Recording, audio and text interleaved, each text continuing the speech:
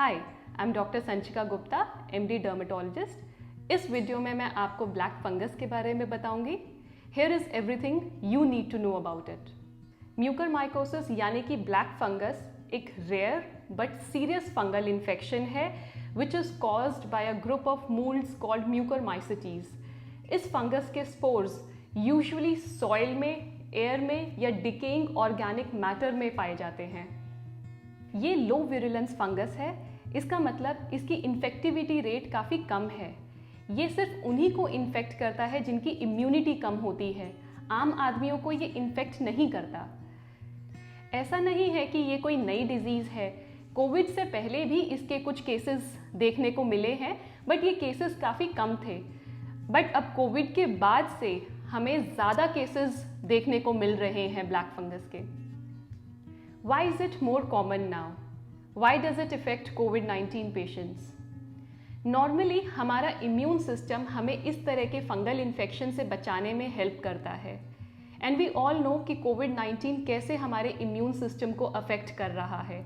More over कोविड-19 का जो treatment है वो हमारी इम्यूनिटी को रिड्यूस करता है। दैट इज़ वाई कोविड-19 patients are more prone to such opportunistic infections. In addition COVID patients में जो ऑक्सीजन थेरेपी हम यूज़ कर रहे हैं उसके ह्यूमिडिफायर्स में जो वाटर यूज़ होता है that could also be the source of this fungus. So इसका मतलब ये नहीं है कि सारे कोविड पेशेंट्स में म्यूकरमाइकोसिस या ब्लैक फंगस होता है। So who is at risk?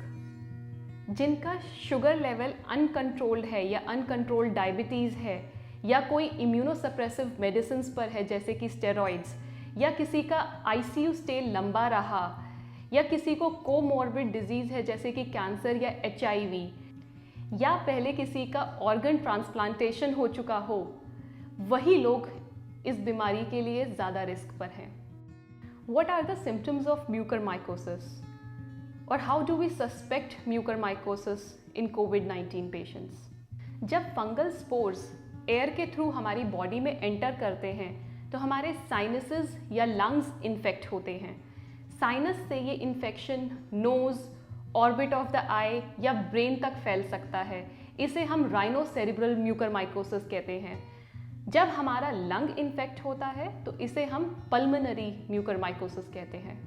राइनोसेरिब्रल mucormycosis में नेजल ब्लॉकेज या कंजेशन होना, नाक से ब्लैकिश डिस्चार्ज या फिर ब्लड का डिस्चार्ज होना, चीक बोन्स पर लोकलाइज्ड पेन होना, इसके अलावा फेस के आधे हिस्से में पेन, सुनपन या फिर स्वेलिंग होना, ब्रिज ऑफ द नोज में ब्लैकिश डिस्कलरेशन या फिर मुंह के अंदर जो पैलेट होता है उसके अंदर ब्लैकिश डिस्कलरेशन होना, इसमें फीवर, हेडेक या ऑल्टर्ड सेंसोरियम भी होता है, यानी कि loss of concentration, loss of orientation, confusion या बिहेवियरल चेंज देखने को मिलता है। पल्मोनरी म्यूकरमाइकोसिस में chest pain, cough, shortness of breath या ब्लड की वॉमिटिंग देखने को मिलती है। So how can you prevent mucormycosis? अगर आपको डायबिटीज़ है तो आप अपने ब्लड शुगर लेवल को कंट्रोल में रखिए, उसको क्लोजली मॉनिटर कीजिए। स्टेरॉइड का इस्तेमाल केयरफुली करिए, उसका करेक्ट डोज होना, करेक्ट ड्यूरेशन होना और करेक्ट टाइमिंग होना बहुत ज़रूरी है। ये बार बार कहा गया है कि माइल्ड केसेस ऑफ कोविड में या अर्ली के स्टेजेस ऑफ कोविड में स्टेरॉइड्स हम ना यूज़ करें, इसके फ़ायदे कम और नुकसान ज़्यादा होते हैं। स्टेरॉइड को किस डोज में शुरू करना है, कितने समय तक चलाना है और कब शुरू करना है, ये आप अपने डॉक्टर से डिस्कस करके ही डिसाइड कीजिए।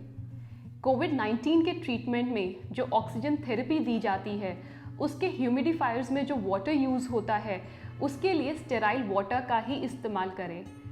अपने पर्सनल हाइजीन और सैनिटेशन को मेंटेन करना बहुत इम्पॉर्टेंट है। और अगर आपको म्यूकरमाइकोसिस के कोई भी साइंस और सिम्टम्स दिखते हैं तो उसको इग्नोर ना कीजिए।